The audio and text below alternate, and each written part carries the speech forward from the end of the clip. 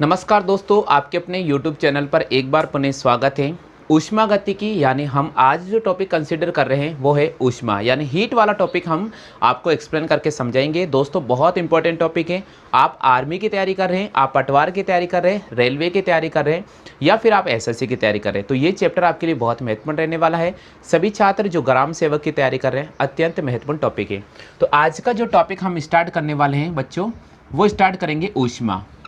ऊष्मा यानी हम जो चैप्टर स्टार्ट कर रहे हैं वो कर रहे हैं हीट। ऊष्मा होती क्या है, ऊष्मा को अपन कैसे एक्सप्लेन करेंगे। ऊष्मा का मतलब यही होता है कि तापांतर, तापांतर के कारण जो ऊर्जा उत्पन्न होती है उसे ही अपन ऊष्मा कहते हैं। तो सभी बच्चे लिख लीजिएगा सबसे पहले, ऊष्मा ऊष्मा वह ऊर्जा होती है, ऊष्मा वह ऊर्जा होती है जो किसी भी वस्तु के तापांतर के कारण उत्पन्न होती है, किसी भी वस्तु के तापांतर के कारण उत्पन्न होती है, उसे हम क्या कहते हैं, उसे हम ऊष्मा कहते हैं। प्रश्न आता है तापांतर का मतलब क्या होता है।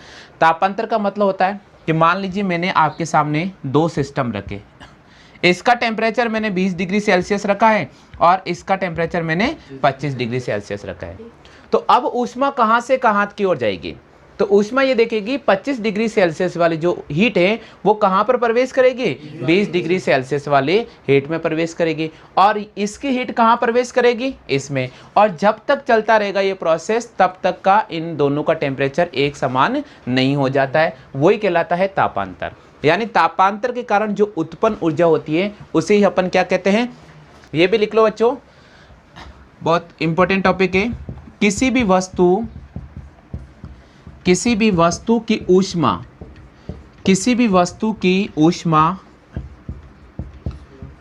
उसके द्रव्यमान पर निर्भर करती है, किसी भी वस्तु की ऊष्मा उसके द्रव्यमान पर निर्भर करती है। यानी वस्तु की जो भी ऊष्मा होगी वो किस पर निर्भर करेगी, वो उसके द्रव्यमान पर निर्भर करेगी। यानी किसी भी वस्तु की ऊष्मा उसके द्रव्यमान पर निर्भर करती है, ये पॉइंट आप याद रखिएगा। किसी भी वस्तु की ऊष्मा उसके द्रव्यमान पर निर्भर करती है। क्लियर हो गया। चलो नेक्स्ट पॉइंट लिखो आप जल्दी जी। अब अगला पॉइंट अपन कंसीडर करेंगे ऊष्मा का मात्रक। तो सबसे पहले आपने लिख लिया होगा ऊष्मा के बारे में। अब देखिए, अब यहां से जो प्रश्न बनता है, सबसे पहले प्रश्न बनता है कि ऊष्मा का एसआई मात्रक क्या होता है। ऊष्मा का एसआई मात्रक क्या होता है, तो क्या होता है बच्चों ऊष्मा का एसआई मात्रक, ऊष्मा का एसआई मात्रक जूल होता है। कितना होता है, जूल होता है। अब देखो बच्चों, हमने यहां पर दो पॉइंट कंसीडर किए। पहला पॉइंट क्या है, पहला पॉइंट हमने ऊष्मा के बारे में कंसीडर कर लिया, और जो सेकंड पॉइंट है वो है ऊष्मा का एसआई मात्रक क्या होता है, जूल होता है। अब देखिए इसका सेकंड पॉइंट जो आ रहा बहुत इंपॉर्टेंट है और इसको आप याद रखना। ये सेकंड पॉइंट बहुत इंपॉर्टेंट है, इसको आप याद रखना। इसको आप ऐसे एक्सप्लेन करना। इधर देखो मैंने लिखा यहाँ W समानुपाती होता है किसके, Q के। W समानुपाती होगा किसके। अब W का मतलब क्या होता है, W का मतलब यहाँ कार्य है और Q का मतलब यहाँ पर क्या है, ऊष्मा। यानी कार्य डायरेक्टली समानुपाती होता है ऊष्मा का। जैसे कैसे कहने का मतलब, आप ज़्यादा कार्य करोगे तो आप में थकावट ज़्यादा उत्पन्न होगी, यानी आप में एनर्जी ज़्यादा रिड्यूस होगी, एनर्जी ज़्यादा आपको आवश्यकता होगी। ज़्यादा कार्य करने के लिए ज़्यादा ऊष्मा की आवश्यकता होती है, ज़्यादा ऊष्मा खर्च होती है। जैसे आप मोटरसाइकिल है, अगर आप धीरे धीरे चलाओगे 10 या 20 की रफ्तार से तो उसका इंजन थोड़ा कम गर्म होगा, आप 10 किलोमीटर के डिस्टेंस कवर कर लोगे। और अगर उसी मोटरसाइकिल को 10 किलोमीटर डिस्टेंस कवर करने के लिए आप अगर 90 के रफ्तार से चलाओगे, 90 किलोमीटर प्रति घंटे की रफ्तार से, तो आप समय से जल्दी पहुंच जाओगे, लेकिन आपका जो इंजन है वो ज़्यादा गर्म हो जाएगा। तो ये कारण है कि अगर कार्य बढ़ेगा तो ऊष्मा का मान भी बढ़ेगा और कार्य घटेगा तो ऊष्मा का मान भी घटेगा। तो यानी हम इसको कह सकते हैं कार्य डायरेक्टली प्रोपोर्शनल टू होता है किसके, ऊष्मा के। तो देखिए यहां से समानुपाती का चिन्ह हटाएंगे और एक अपन कांस्टेंट लेकर आएंगे जिसको जे बोलेंगे, और यहां मैं लिखूंगा क्यू। क्या लिखूंगा? क्यू। अब देखिए यहां से अपन जे की वैल्यू कैसे निकालें, यहां से जे की वैल्यू निकालेंगे W अपॉन क्यू। क्या लिखेंगे इसको? W अपॉन क्यू, जहां जे यहां पर एक समानुपाती स्थिरांक है जिसको यांत्रिकी तुल्यांक कहते हैं। क्या बोलेंगे इसको? इसको अपन यांत्रिकी तुल्यांक कहेंगे। क्या कहेंगे इसको? यांत्रिकी तुल्यांक। तो लिख लीजिए आप सभी स्टूडेंट, जल्दी से लिख लो, लिख लीजिए सभी स्टूडेंट।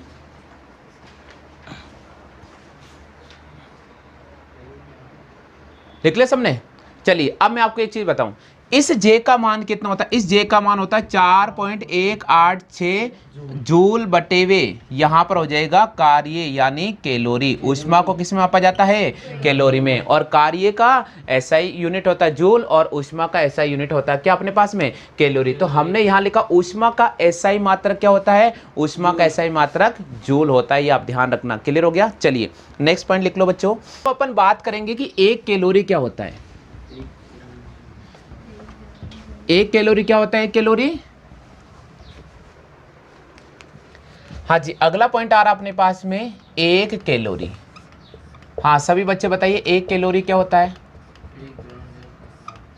1 ग्राम जल का टेम्परेचर अगर आप 1 डिग्री सेल्सियस तक बढ़ाना चाहते हैं तो उस दौरान उत्पन्न ऊष्मा की मात्रा को हम 1 कैलोरी कहेंगे। क्या कहेंगे? 1 कैलोरी कहेंगे। तो लिख लीजिए आप, 1 ग्राम जल की मात्रा, 1 ग्राम जल की मात्रा, 1 ग्राम जल की मात्रा का तापमान 1 डिग्री सेल्सियस तक बढ़ाते हैं। यानी 1 कैलोरी की परिभाषा है 1 ग्राम जल की मात्रा, 1 ग्राम जल की मात्रा का तापमान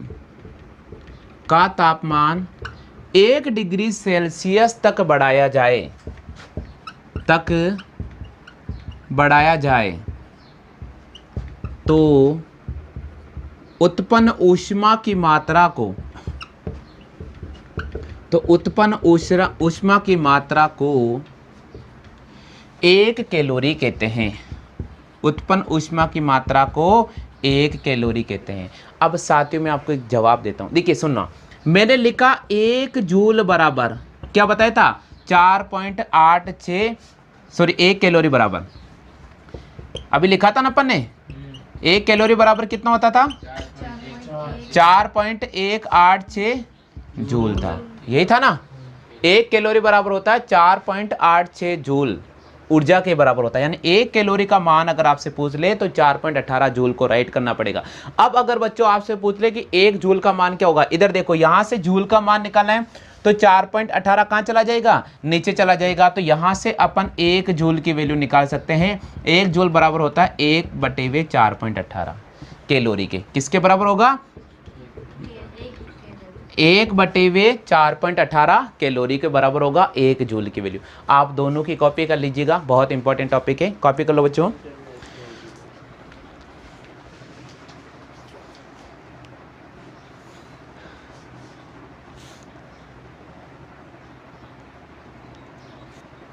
उतार लिया? 1 कैलोरी यानी 1 ग्राम जल की मात्रा का टेम्परेचर अगर आप 1 डिग्री सेल्सियस तक बढ़ाते हैं, अगर आप 1 डिग्री सेल्सियस तक बढ़ाते हैं तो उसका मान किसके बराबर होगा? 1 कैलोरी के बराबर होगा। हाँ जी, नेक्स्ट लिखो अंतर्राष्ट्रीय कैलोरी। नेक्स्ट लिखो आप अंतर्राष्ट्रीय कैलोरी। अगला पॉइंट आ रहा है इसका, बहुत इंपॉर्टेंट टॉपिक है ऊष्मा गति का। अगला टॉपिक आ रहा है अंतर्राष्ट्रीय कैलोरी। लिखिए बच्चों, अंतर्राष्ट्रीय कैलोरी। अब देखिए अंतर्राष्ट्रीय कैलोरी को अपन कैसे डिफाइन करेंगे। अंतर्राष्ट्रीय कैलोरी को अपन कैसे डिफाइन करेंगे, इधर देखिए 1 ग्राम, देखिए वहां अपन ने बोला था 1 ग्राम जल की मात्रा अगर 1 डिग्री सेल्सियस तक बढ़ाना है तो उसको अपन कैलोरी बोलते हैं। लेकिन अंतर्राष्ट्रीय कैलोरी को इस प्रकार डिफाइन करेंगे, इधर देखो 1 ग्राम शुद्ध जल, 1 ग्राम शुद्ध जल की मात्रा का तापमान, 1 ग्राम शुद्ध जल की मात्रा का तापमान अगर हम तापमान अगर हम 14.5 डिग्री सेल्सियस से 15.5 डिग्री सेल्सियस तक बढ़ाते हैं तो उत्पन्न ऊष्मा की मात्रा अंतर्राष्ट्रीय कैलोरी के बराबर होगी।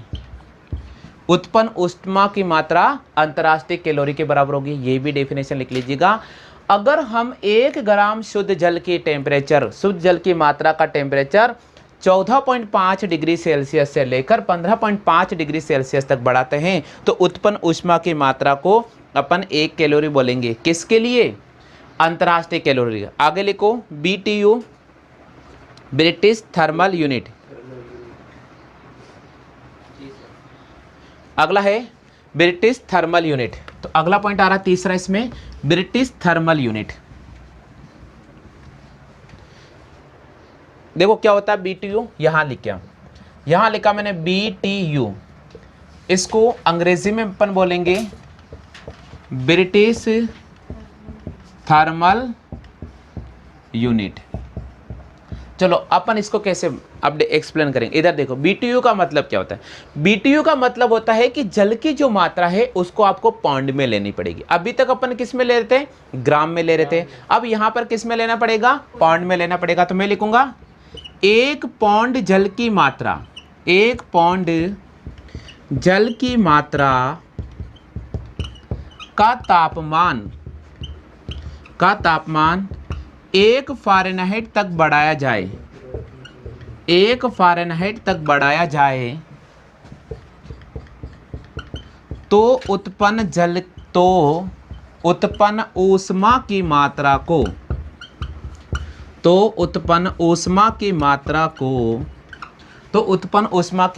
को 1 BTU कहेंगे, यानी 1 ब्रिटिश थर्मल यूनिट कहेंगे। लिख लीजिए आप सभी स्टूडेंट।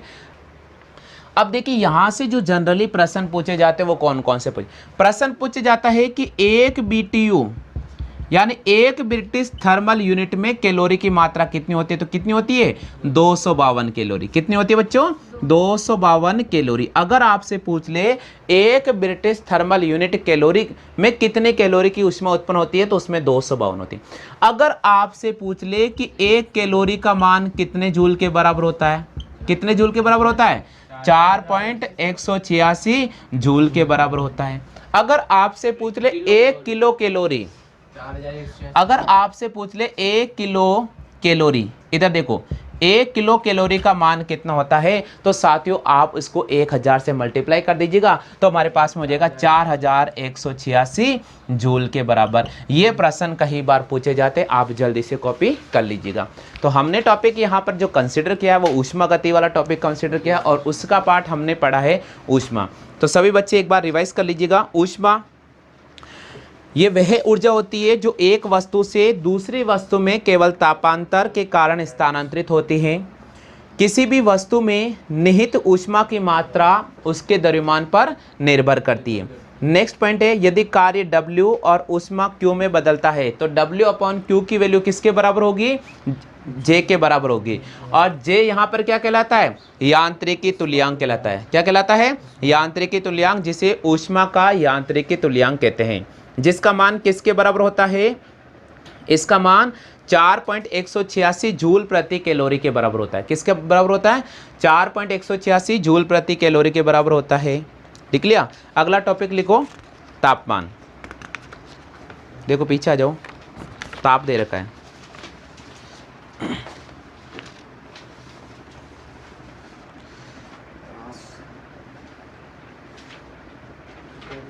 ठीक है, ताप तो पढ़ लिया। ऊष्मीय प्रसार पढ़ो, ऊष्मीय प्रसार। अगला टॉपिक लिखो ऊष्मीय प्रसार, सॉरी ऊष्मीय प्रसार।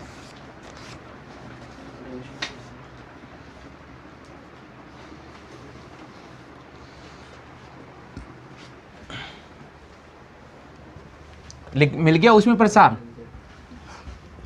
हाँ जी, अगला टॉपिक आ रहा है ऊष्मीय प्रसार।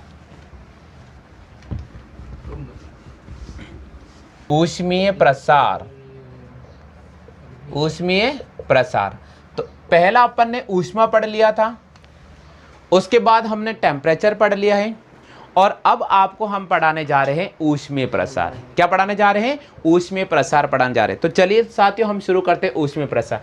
ऊष्मीय प्रसार का मतलब क्या होता है? ऊष्मीय प्रसार का मतलब होता है वस्तु को गर्म करना, वस्तु को गर्म करना। अब देखिए बच्चों कैसे गर्म करेंगे।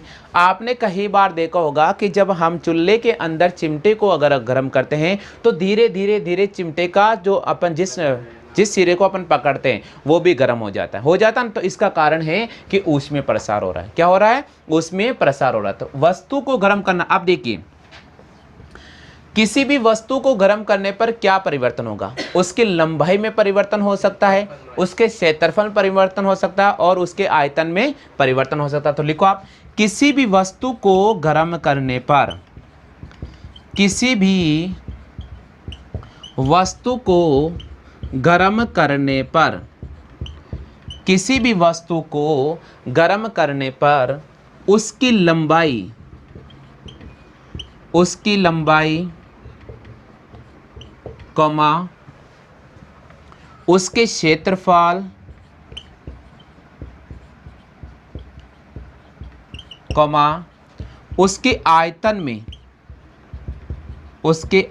में जो परिवर्तन होगा, उसके आयतन में जो परिवर्तन होगा उसे हम ऊष्मीय प्रसार कहते हैं। उसे हम ऊष्मीय प्रसार कहते हैं। उसे हम ऊष्मीय प्रसार कहते हैं। क्लियर हो गया? सुनना, किसी भी वस्तु को आप गर्म कर रहे हैं तो गर्म करने पर उसमें क्या चेंजेस हो रहा है? उसकी लंबाई में बढ़ोतरी हो रही है, उसके क्षेत्रफल में बढ़ोतरी हो रहा है, और उसके आयतन में जो भी परिवर्तन हो रहा है या बढ़ रहा है या घट रहा है, तो इसे अपन क्या कहते हैं? ऊष्मीय प्रसार कहते हैं। यानी ऊष्मीय प्रसार मुख्य रूप से 3 प्रकार के जो अपन यहाँ पढ़ेंगे। पहला पढ़ेंगे अपन लंबाई में परिवर्तन, दूसरा पढ़ेंगे क्षेत्रफल परिवर्तन, और तीसरा पढ़ेंगे आयतन परिवर्तन। तो लिखिएगा सबसे पहले ऊष्मीय प्रसार के प्रकार। तो लिखो बच्चा, अगला टॉपिक है ऊष्मीय प्रसार के प्रकार। ऊष्मीय प्रसार के प्रकार, ऊष्मीय प्रसार के प्रकार। अब देखिए इसमें पहला होता है रैखिक प्रसार। पहला होता है रैखिक प्रसार, लिखो। दूसरा होता है इसमें क्षेत्रीय प्रसार, क्षेत्रीय प्रसार।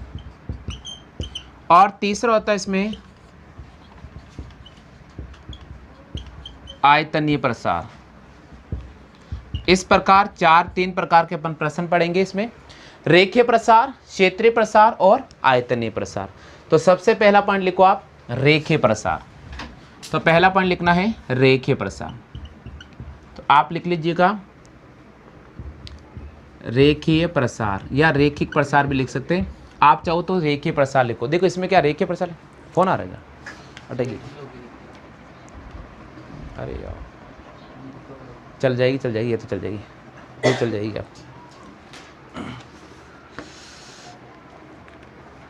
हाँ लिखो सबसे पहले रेखीय प्रसार।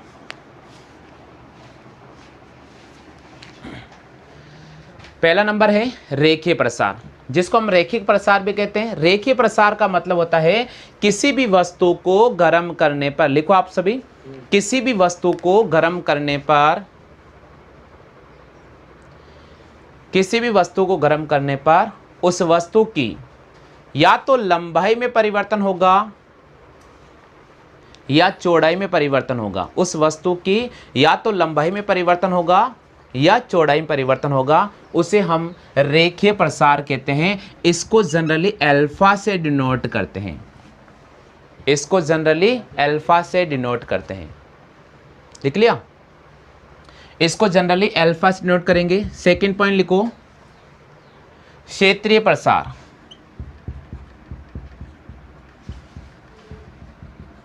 सेकंड पॉइंट लिखो क्षेत्रीय प्रसार। लिखना, ऐसा ऐसा प्रसार जो किसी भी वस्तु की लंबाई और चौड़ाई के अनुदिश होता है।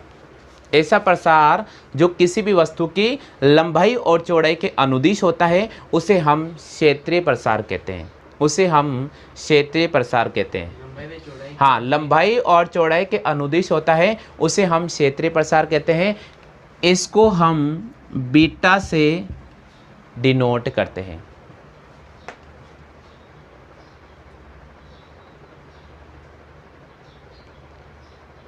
बीटा से। हाँ,